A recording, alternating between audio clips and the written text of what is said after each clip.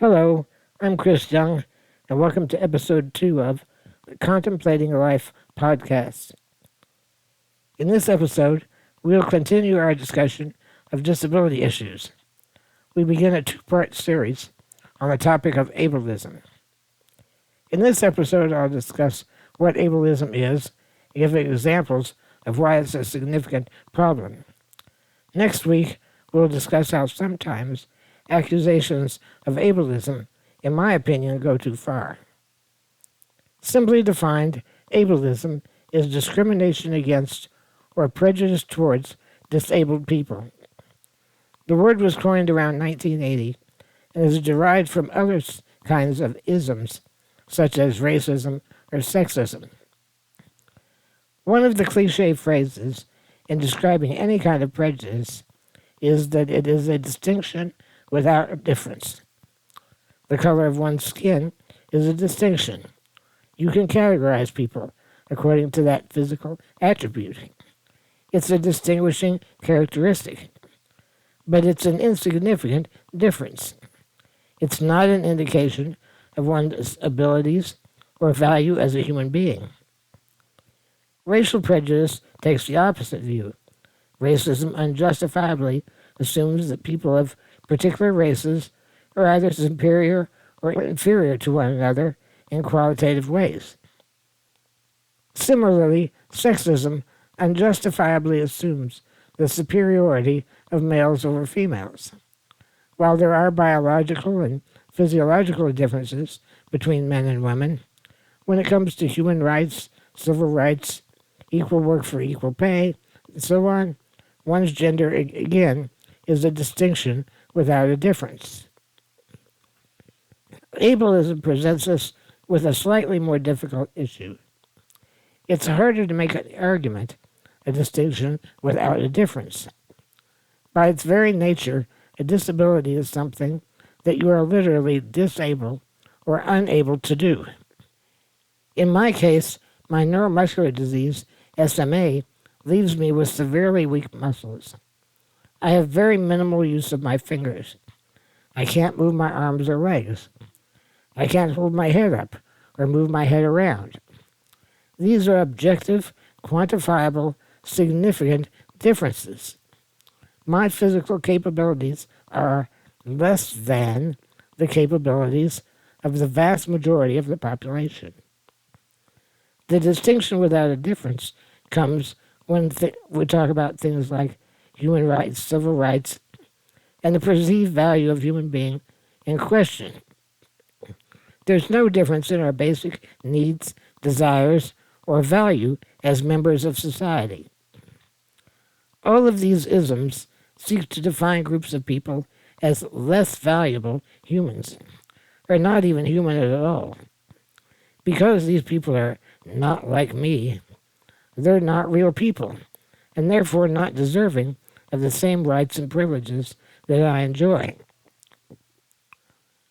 I believe that ableism is more subtle and in some ways more difficult to recognize and combat than racism and sexism for a variety of reasons. I believe the biggest issue is that ableism is not typically driven by hate, nor does it normally lead to hatred. There aren't any able supremacist groups calling for the destruction of disabled people. Discrimination against disabled people is rarely malicious in the way that racism or sexism is. That is, normally it isn't dangerous or malicious. Don't get me wrong, it can be extremely malicious. The prime examples are the ways that Nazi Germany treated disabled people and imposed forced sterilization on those it deemed inferior. The general eugenics movement is insidious in nature. In the past couple of years, there have been instances where disabled people have received the same kind of deadly mistreatment at the hands of police as do racial minorities. Here are just a few instances. Police shot and killed a shoplifting suspect who was wielding a knife as he fled them in his motorized wheelchair and tried to enter a store. They feared he was a threat to shoppers in the store, but one has to wonder if there was a way to subdue the man that didn't include deadly force. I wondered why they didn't try to shoot out his tires. Was he really that much of a threat? Most power wheelchairs don't exceed 5 miles per hour. Most people could outrun a knife-wielding person in a power chair. In another instance, a black man who was a paraplegic was dragged out of his car during a traffic stop for allegedly failing to comply with an order to exit the vehicle. The body camera footage shows the man clearly explaining that he could not exit the vehicle because of his disability. All of his attempts to comply with the orders from the officers were ignored. Deaf, autistic, and mentally ill people have often had deadly encounters with police for failing to comply with police orders. In his excellent book, Disability Pride, journalist Ben Matlin reports that during the COVID pandemic, several states had regulations that allowed medical professionals to remove ventilators from disabled patients and reallocate them to able COVID patients. While he doesn't cite any specific examples of this actually occurring, it could have happened had disability advocates not immediately protested the policy and seen it was reversed. This shocked me to no end. During the pandemic, I was briefly hospitalized for a urinary tract infection. I used a ventilator at night as a kind of glorified CPAP machine to help me sleep. You can't use a CPAP with a trach, so I have to use a ventilator instead. My concern was they wouldn't take me off the ventilator in the morning. I was worried they would presume I was a COVID patient and try to keep me ventilated. My inability to communicate while on the ventilator can be very terrifying. Although I'm not totally dependent on the ventilator, I had no idea that taking my ventilator with me to the hospital put me at risk for losing it and having it confiscated for COVID patients. Now, these may be extreme examples, but ordinary everyday prejudice against disabled people is much more subtle. Now, certainly no one worries that disabled people are going to take away all the good jobs, and we're typically not feared for our political power or our great wealth. If there's any genuine ill will towards disabled people, it's that they are a drain on society. Businesses sometimes complain that accommodations for disabled workers create a financial burden on them. However, even those who would not ever think of the disabled person as a burden or a drain can still engage in ableist activities and espouse ableist viewpoints. Conscientious, well-intentioned, empathetic people can be ableists. While there might be some forms of racism or sexism among such conscientious people, it's not the mainstream racism or sexism to the extent that it applies to ableism. This subtle, non-malicious, well-intentioned ableism manifests itself in lowered expectations of what disabled people can do. I've heard of instances where people with muscular dystrophy were denied college assistance from their state Department of Vocational Rehabilitation because they believed the client's life expectancy was too short. Why go to college if you're going to die anyway? For reference, doctors didn't think I'd live to see my teenage years, and I'm currently 67, so what'd they know? Fortunately, the people at Indiana Voc Rehab didn't have that concern with me, and I received a full tuition and was able to obtain a BS degree in computer sciences. These lowered expectations often result in expressions of surprise when disabled people far exceed those expectations simply by doing ordinary things. This links back to the discussion we had last week about inspiration. It shouldn't be inspiring that a disabled person can do ordinary things. Yet that sense of wonder and inspiration grows out of unrealistically diminished expectations of disabled people. Part of ableism is the idea that the way to fix our problems is to cure us of our disability. This further reinforces the idea that there's something inherently wrong with us. It denies the possibility that it's okay to live with a disability. This desire of others to cure us is more prevalent when it comes to autism and mental health issues. Autistic people are rejecting the medical diagnosis of autism and have begun referring to themselves as neuroatypical, which implies different but not necessarily diseased. Regarding mental illness, who are we to judge what is or isn't a healthy mind? Many people who struggle with mental health refuse treatment.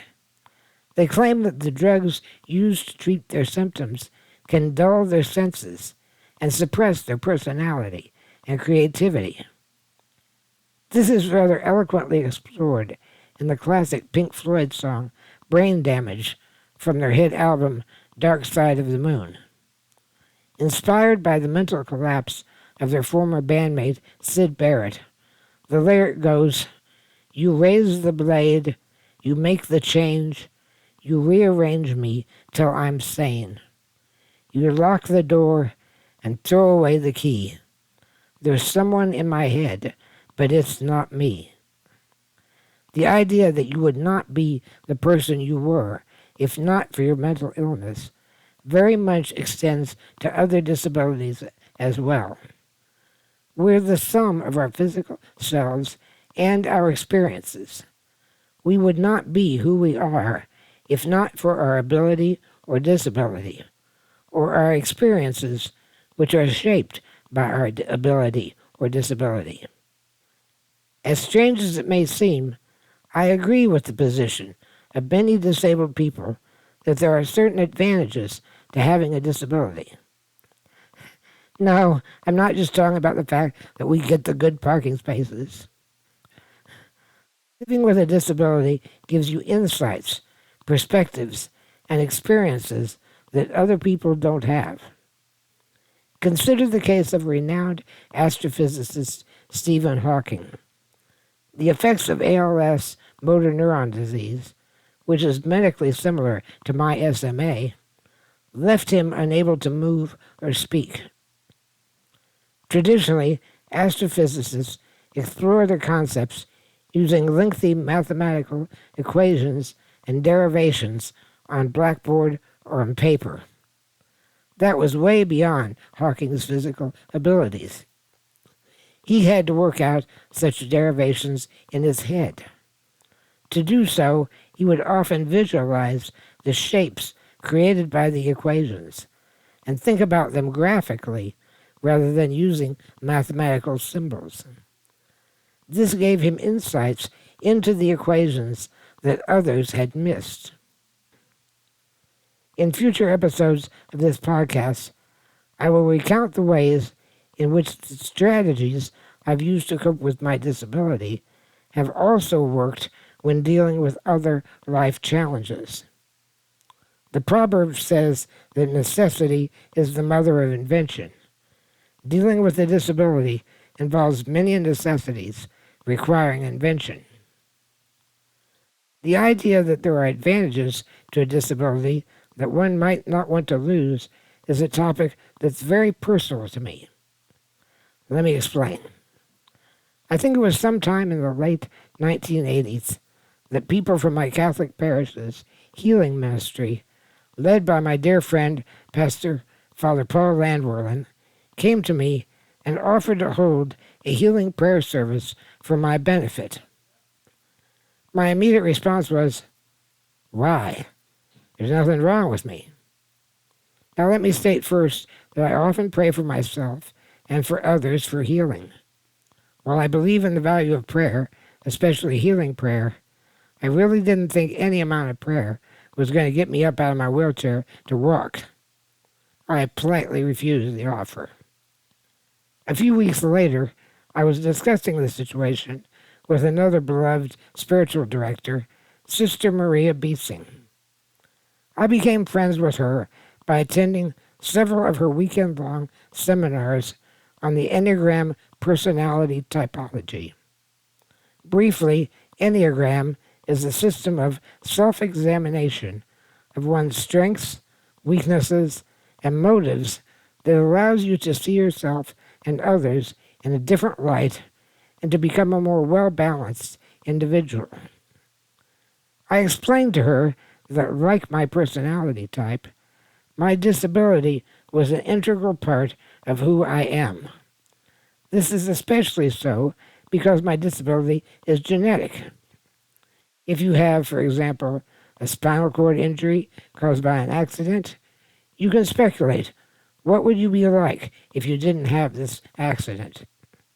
If you catch a disease, such as polio, measles, or HIV/AIDS, you can ask, what would it be like if you had not contracted this disease?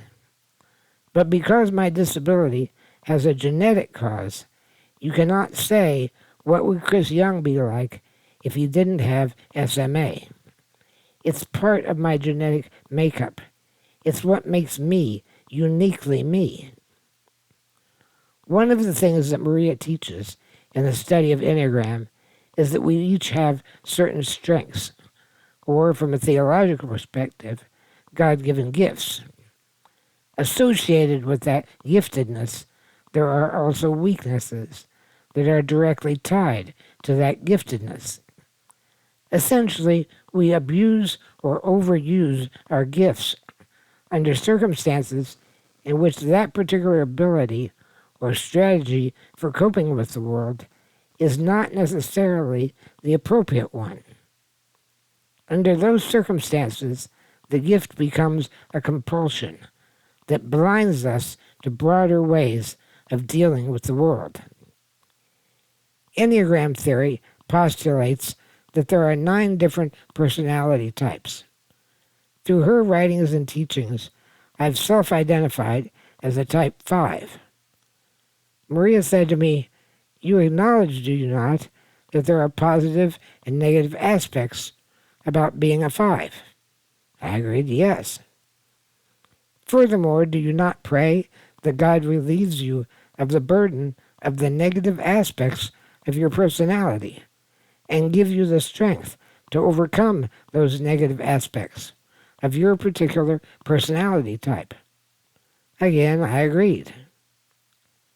Do you think that if God cures you of the negative aspects of your personality, that somehow you'll lose the God-given giftedness that's also an integral part of who you are? Do you think that similarly God would cure you of your disability, yet rob you of the essence that is you, and eliminate the giftedness you've received through spending a life with a disability? Cannot an all-powerful God relieve you of the burdens of the negative aspects of your disability without withdrawing the giftedness that lies within you? Holy shit. That's one wise spiritual woman. I had a lot to think about. A few days later, I recounted the story to Father Paul and agreed to attend a healing ministry service. At that service, I explained my initial reluctance to attend.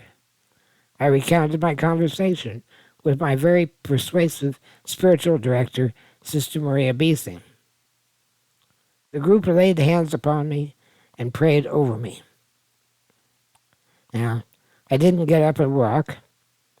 I didn't expect to. A radically religious person would say that was the reason. There were, however, unexpected results.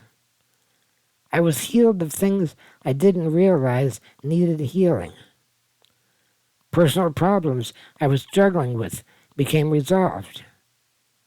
Broken relationships were mended and restored. Answers to spiritual questions that I'd been seeking began to come into focus. Fast forward to December 2016. While I was in the hospital recovering from pneumonia and from getting accustomed to my new trach and the use of a ventilator, the FDA approved the first treatment for spinal muscular atrophy. The treatment wouldn't reverse the effects of the disease. At best, it would slow or halt its progression. It consisted of a series of monthly spinal injections to achieve a loading dose, followed by another spinal injection every 3 months for the rest of your life. Considering the severity of my scoliosis, which would complicate the injections and might make them impossible, as well as the minimal benefit I might achieve by the treatment at age 67, I declined to pursue it. 2 years ago, a new oral treatment was approved for SMA. You simply drink 6.5 milliliters of a liquid or take it through your G-tube, as I do. This once-a-day treatment, like the injections, is extremely expensive, but fortunately Medicaid will cover it. I've been taking this oral treatment for 2 years, and I'm confident that it has slowed the progression of my disease. Some people with SMA have declined to take the treatment, insisting that they are satisfied with their condition and don't need to be cured. Had the treatment been available prior to my epiphany through the guidance of Sister Beesing, I probably still would have taken it. The prospect of stopping the progress of a progressive disease would still have been attractive to me. Yet given the arguments I had about this is who I am and I wouldn't be me without it, I can understand why some people might refuse the treatment. After the first treatment became available in 2016, I couldn't help but reflect back upon my experience with the healing ministry. I don't recall exactly what year it was that I participated in that ceremony. At the time, I didn't even know the real name of my disease. Years later, after finally getting a definitive diagnosis, I researched the history of the disease. I haven't been able to definitively figure out when the term spinal muscular atrophy was first coined. I do know that sometime in the 1980s, discoveries were made identifying the gene that causes SMA. There were significant discoveries in the mechanism of the disease. Scientists were able to breed a strain of mice that exhibited the disease, thereby allowing the testing of a variety of treatments and other important studies about the mechanics of SMA.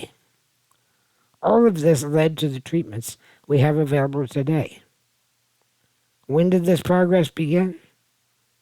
As best I can tell, sometime in the 1980s. Now I have neither the strength of faith nor the ego sufficient to believe that my attendance at a small healing prayer service sometime in the 1980s led to the research breakthroughs that allowed for the treatment of this disease. Then again, my dear friend and spiritual advisor, Sister Maria Beesing, would likely remind me I ought not put limits on the power of God. There are claims that disabled people often succumb to ableist thoughts or ideas. They've been indoctrinated to have lowered expectations of their own capabilities. They buy into the narrative that somehow they are incomplete people and undeserving or incapable of the kinds of rewards and benefits that able people routinely enjoy. I've seen this in action as well. I could go on and on, citing examples of overt, covert, deliberate, unintentional, malicious or non-malicious ableism. But I want to talk about another aspect of ableism that is what I believe is an unrealistic denial of the real disadvantages of having a disability. I want to try to keep this podcast under 30 minutes, so we're going to continue this discussion next week. Next week's episode might be a little bit short, but this one would have been way too long if I did it in one piece. So in next week's episode of Contemplating Life, I'll discuss ways I think the accusations of ableism sometimes go too far. As always, I welcome your comments. If you find this podcast educational, entertaining, enlightening, or even inspiring, consider sponsoring me on Patreon for just $5 per month. You'll get early access to the podcast and any other benefits I might come up with down the road. It's not that I'm desperate for money, but a little extra income sure could help. My deepest thanks to the people who have already signed up. You know who you are, and you know how grateful I am. Even if you can't provide financial support, please, please, please post links and share this podcast on social media so I can grow my audience. I'll see you next week as we continue contemplating life. Until then, fly safe.